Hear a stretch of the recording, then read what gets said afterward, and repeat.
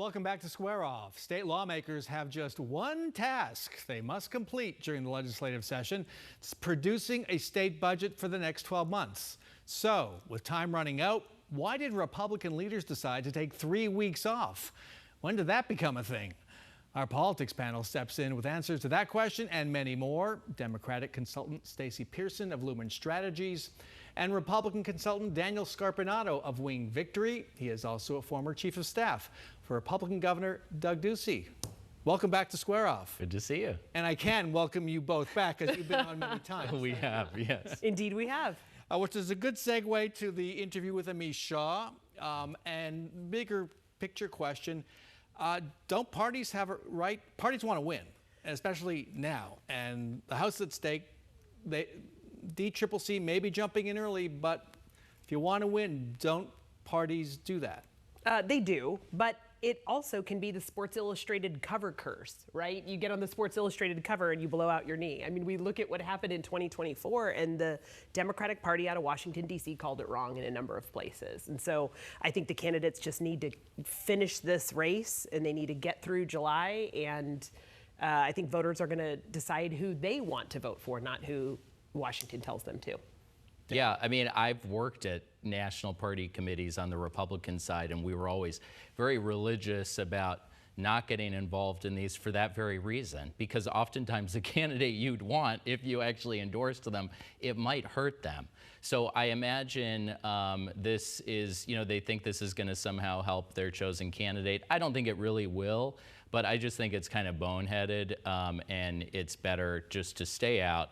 Let it play out. It forces the candidates to have to run better campaigns. And I actually think primaries result in a better nominee because they've got to debate and do the work.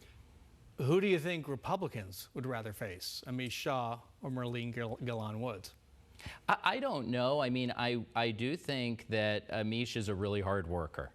And he put in a lot of work last time. And I don't really understand their rationale here. But either way, this is going to be a competitive race. I mean, that's just the environment we're in. It's that kind of district. It's a swing district. So, I think Stacey could be the nominee, and it's going to be a 48-48 race the day after the primary. Yeah, and it was just a 4-point difference last time. Yeah. Let's move on to the, can I call it a shutdown? The vacation at the state capitol. Republican leaders adjourned the House and the Senate for the next 3 weeks with plans to return in June. Why'd they take a break now? I lived through this as chief of staff, and I will say, watching all this is patty cake compared to the budget standoffs we had to deal with when I was there. What I do think is, thinking back on it, there's the infamous cage where the budget is negotiated. But any real decisions or real negotiations happened at Postino Wine Bar between the Senate President and myself, or at First Watch figuring out what the flat tax was going to look like. So my advice to the governor would be invite everyone out to the new Durant's and just sit down and hammer it out. You can't negotiate when you're not talking to each other. And I think the more the leaders could get together and hammer this out, the better. So that's interesting. You represented a Republican governor with a Republican-led legislature. And you're saying, yeah, because part of this is patty cake compared to that. Absolutely, because part of this is divided government. It's different parties. It's also institutional. The legislature has the purse strings. The governor has the veto. And they always want to push back on the governor. They pushed back on us. And we, when I was chief of staff, we were there till the end of, we passed one budget on July 1. So, this is not new.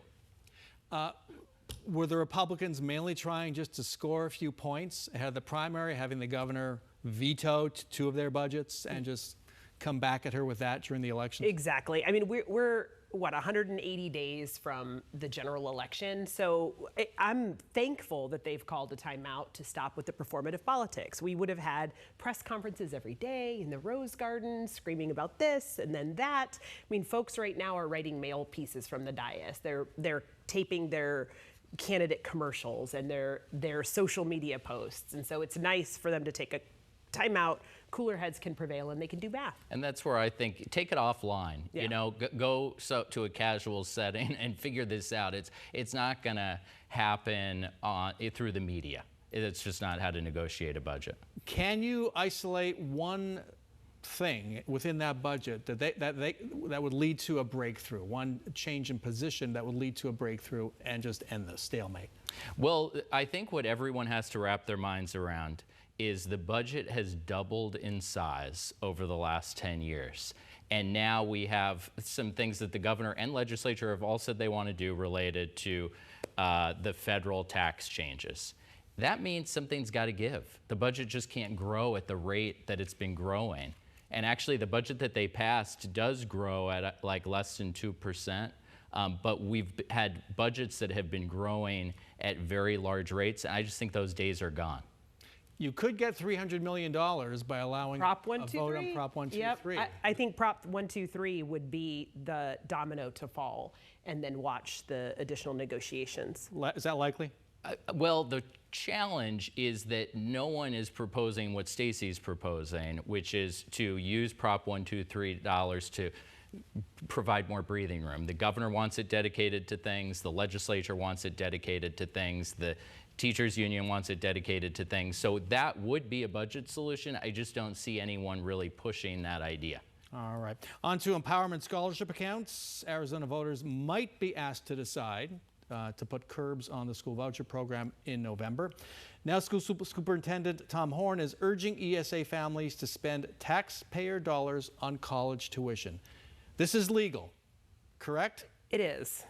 This is legal. It's legal. And and I don't see why it shouldn't be. College affordability. College affordability is a big issue. We cut to Stacey. It hurts my head. This hurts my head. Well, you can go first if you want. No. You go. You go. No, I mean, college affordability is a big issue. A lot of these students, if you do have extra dollars, you're probably a special education student. A lot of kids are dual enrolled while still in high school, and that's what a lot of this is. So we're in an era where parents want options. I don't know why we have to keep giving them the runaround. If people want to utilize these dollars to get their kids started with college, either in high school or after, that's a good thing. I'm old enough to remember when we were talking about how we need to increase college attainment, and now we're making this sound like a bad thing. No, we're taking money out of the public school K-12 system and sending it to kids that have all the means in the world to be paying for their own college tuition. I don't think that's true. I don't think the vast majority of students receiving ESAs are in the top 10% of incomes in Arizona. That's not true, and that is true. It's actually not, and the vast majority of Arizonans can't afford college because it's gotten so expensive, including for in-state. But how much did your administration cut from the university budgets? We increased them dramatically more than they have been increased since we left. And I think you worked with some of them, so you would know. We do. Yeah. We increased higher ed.